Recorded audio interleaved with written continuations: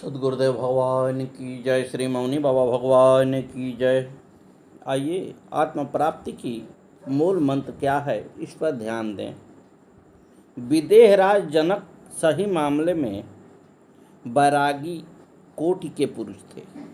एक दिन देवदत्त नामक ब्राह्मण उनके पास आए। धार्मिक व आध्यात्मिक चर्चा होने लगी।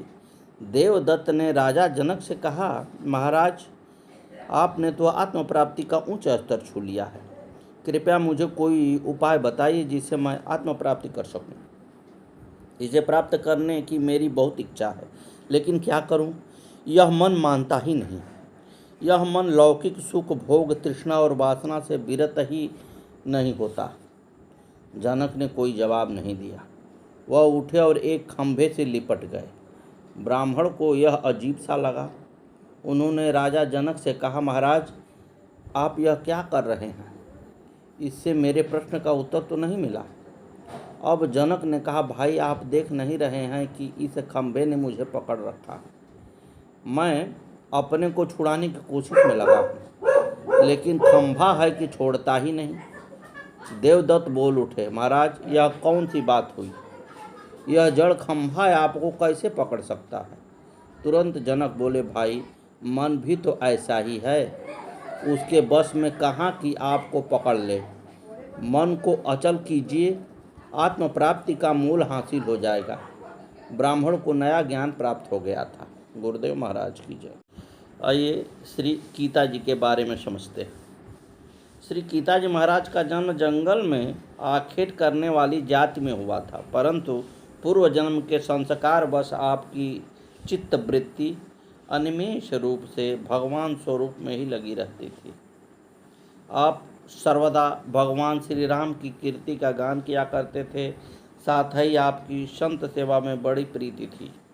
यहाँ तक कि आप संत सेवा के लिए भगवत भक्ति से विमुख जनों को जंगल में लूट भी लिया करते थे और उससे संत सेवा करते थे। एक बार की बात है, आपके यहाँ एक संत मंडली आ गई, परंतु आपके पास धन की कोई व्यवस्था नहीं थी।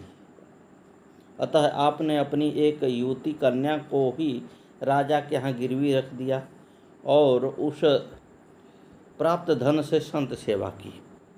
आपको आशा थी कि बाद में धन प्राप्त होने पर कन्या को छुड़ा लूँगा। उधर जब राजा की दृष्टि कन्या पर पड़ी तो उसके मन में कुत्सित भाव आ गए। कन्या को भी राजा की दुर्वृत्ति का पता चला तो उसने अपने पिता के पास संदेश भेजा। बेचारे गीता जी क्या करते? राजसत्ता से टकराने से समस्या का हल नहीं होने वाला था।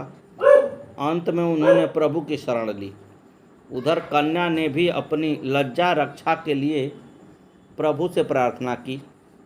भक्त की लज्जा भगवान की लज्जा होती है। जिस भक्त ने उनके प्रतिनिधि स्वरूप संतों की सेवा के लिए अपनी लज्जा दांव पर लगा दी हो, उसकी लज्जा का रक्षा तो उन परम प्रभु को करना ही होगा, और उन्होंने किया भी। राजा जब आपकी कन्या की कोई कुकृत्य भाव से आगे बढ़ा तो उसको कन्या के स्थान पर सिंहनी दिखाई दी। अब तो उसे प्राण के लाले पड़ गए और काम मद उड़न छू हो गया। कीतक जी भक्त हैं, यह बात तो उसे मालूम ही थी। उसे लगा कि भक्त कीतक जी का अपमान करने के कारण ही उस पर ऐसा भगवान का कोप हो गया। उसने मन ही मन कन्या को प्रणाम किया।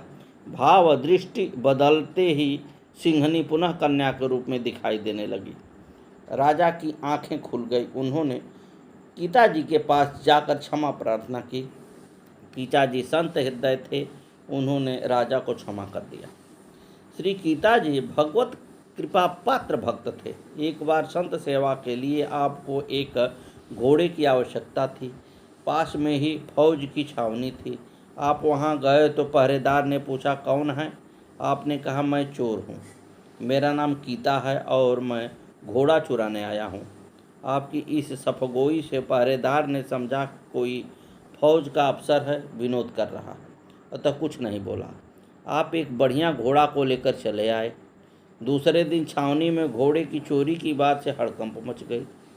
पहरेदार ने गीता जी का नाम बताया और रात की सारी घटना बताई।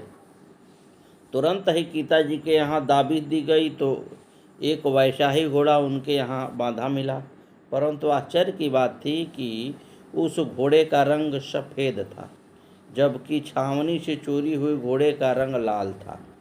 इस बाबत जब गीता जी से पूछताछ हुई तो उन्होंने सारी बात सच सच बता दी। घोड़े के रंग बदलने के बारे में कहा कि ऐसा तो प्रभु की इच्छा से ही हुआ होगा, यह मेरी मानवीय सामर्थ्य की बात नहीं है। आपकी सफगोई, भगवत भक्ति और संत निष्ठा से फौज का सरदार बहुत प्रभावित हुआ और संत सेवा के निमित्त बहुत सा द्रव्य भेंट किया, साथ ही अपने बहुत से सैनिकों के साथ आपका शिष्य बन गया। श्री गीता जी निष्ठावान और सच्चे आज्ञाकारी साधु को ही शिष्य मानते थे। एक बार एक साधक भक्त ने 12 वर्ष तक आपकी सेवा की, परंतु आपने उसको तब भी दीक्षा नहीं दी। फिर अपने इष्ट देव प्रभु श्री राम के स्वप्न में आदेश देने पर उसे दीक्षा देने का निर्णय लिया। इस पर भी आपने उसकी बड़ी कठिन परीक्षा ली।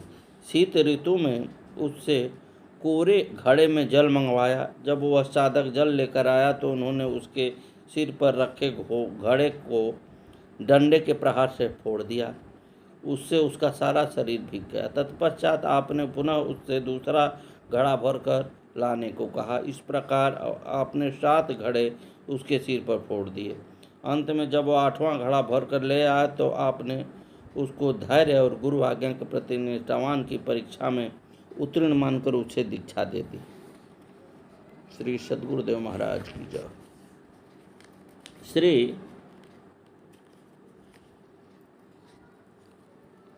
ये भक्तजन इस कलयुग में बड़े ही परोपकारी और आश्रित जनों का मनोरथ पूर्ण करने के लिए कामधेनु के समान हुए। इनके नाम ये हैं: श्री लक्ष्मण जी, श्री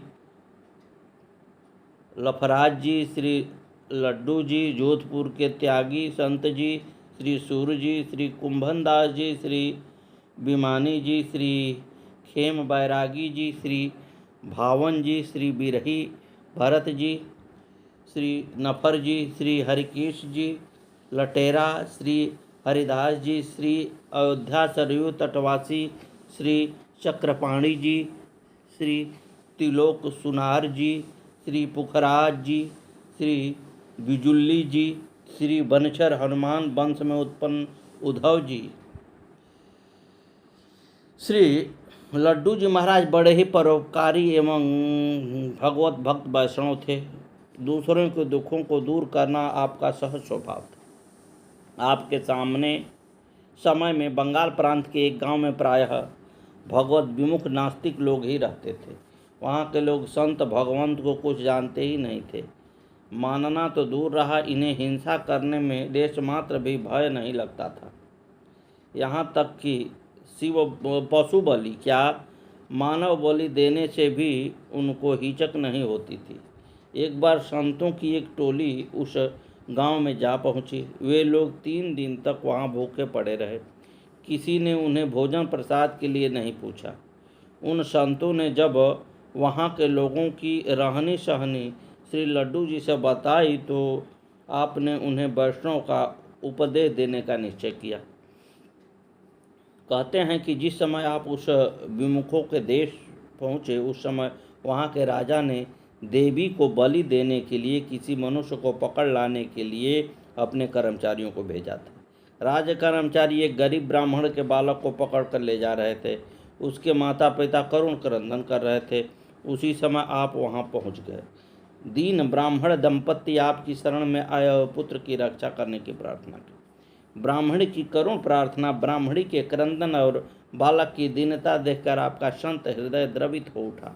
आपने ब्राह्मण बालक को मुक्त करा दिया और उसकी जगह स्वयं बलिदान होने के लिए तैयार हो गए। राज कर्मचारी आपको पकड़कर देवी के सम्मुख ले गए। देवी वैष्णव भक्त को बलि के लिए लाया देखकर अत्यंत कुपित हुई और उस राज कर्मचारी का ही वध कर डाला। भक्त श्री संत जी का साधु सेवा में बड़ा प्रेम था।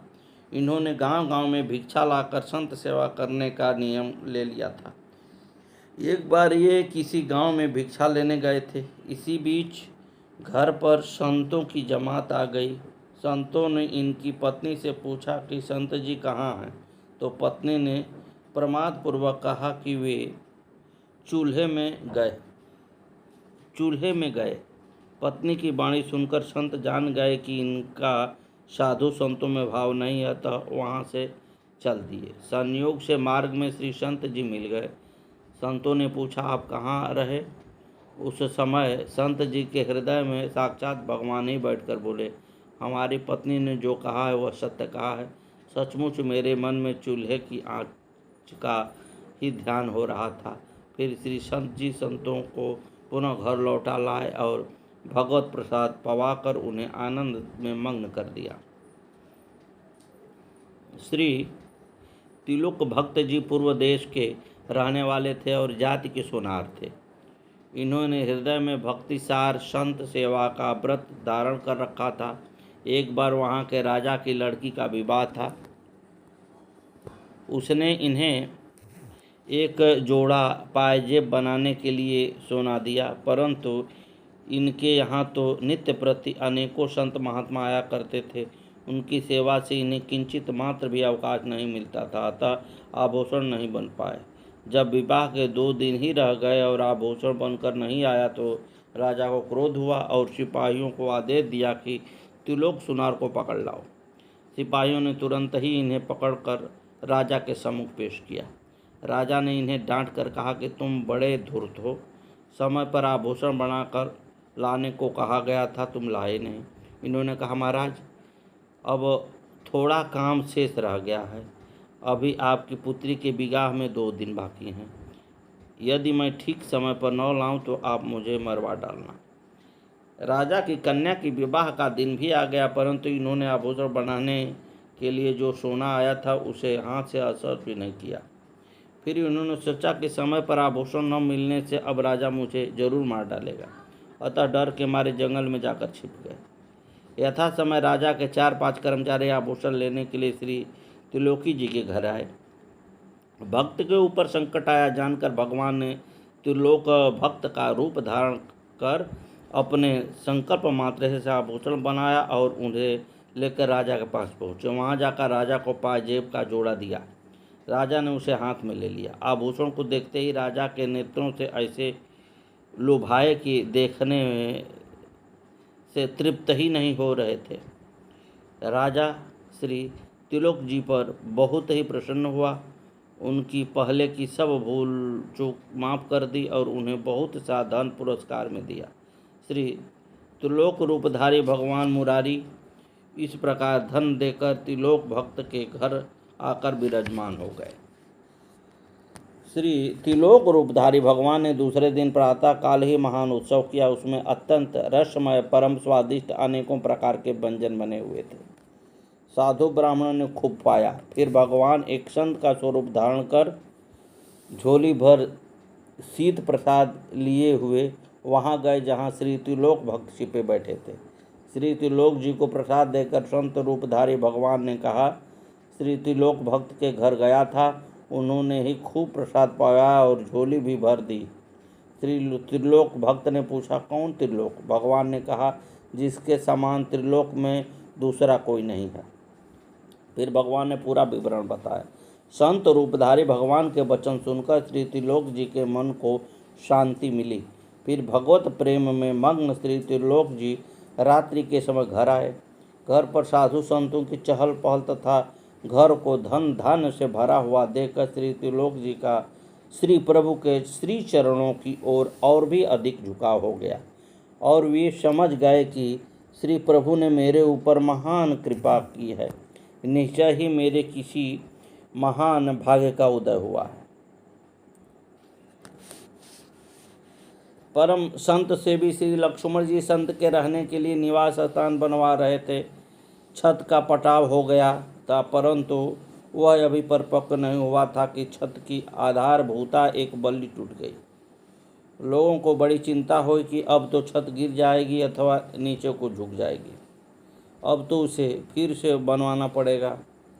श्री लक्ष्मण जी ने सबको समझाया कि आप लोग चिंता न करें, श्री हरि कृपा से कुछ भी नहीं बिगड़ेगा। सचमुच प्रातःकाल जब सबने देखा तो बल्ली में टूटने का निशान भी नहीं था। छत ज्यों की त्यों दुरुस्त थी। सब लोग भगवान की इस प्रत्यक्ष कृपा पर आश्चर्य करने लगे। अच्छा अनन्य निष्ठावान और संत सेवी भक्त थे श्री लक्ष्मण जी। श्री निम्बकाचार्य संप्रदाय श्री स्वामी हरिव्यास देवाचार्य के कृपा पात्र थे। आपका वास्तविक नाम तो श्री गोपाल देव जी था, किंतु एक बार आपकी अत्यंत लापरवाही देखकर श्री गुरुदेव जी ने लफरा कहा था, तो आगे चलकर वही नाम ही पड़ गया। वह प्रसंग इस प्रकार है। आप स्वभाव में बड़े विरक्त एवं अलमस्त थे। एक बार श्री गुरुदेव जी ने आपको एक आश्रम की देख रेख का भार सौंपा। यद्यपि इस कार्य में आपकी अभिरुचि बिल्कुल नहीं थी, फिर भी श्री गुरुदेव जी से संकोचवश आप इनकार नहीं कर सके। अतः कुछ दिन तो आपने जैसे तैसे आश्रम का कार्यभार संभाला। फिर 10 दिन के लिए तीर्थ यात्रा का बहाना बनाकर श्री गुरुदेव जी की आज्ञा लेकर आप आश्रम से निकले, तो फिर लौटकर आश्रम पर गए ही नहीं। श्री गुरु जी ने कुछ दिन तक तो इनकी प्रतीक्षा की, परंतु ये जब नहीं आए तो उन्होंने प्रसंग चलने पर इन्हें लफड़ा कहा।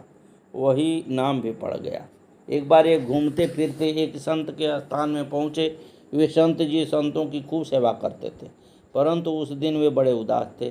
श्री लफड़ा जी ने उदासी का कारण पूछा तो उन्होंने बताया कि यहाँ का राजा एक दुष्ट यवन है, वह आश्रम को हड़पना चाहता है, इसलिए मैं बहुत चिंतित हूँ। श्री लफड़ा जी ने उस संत से कहा कि आप आश्रमवासी सभी संतों को लेकर कहीं अन्यत्र चले जाइए, मैं अकेले ही दुष्ट को देख लूँगा।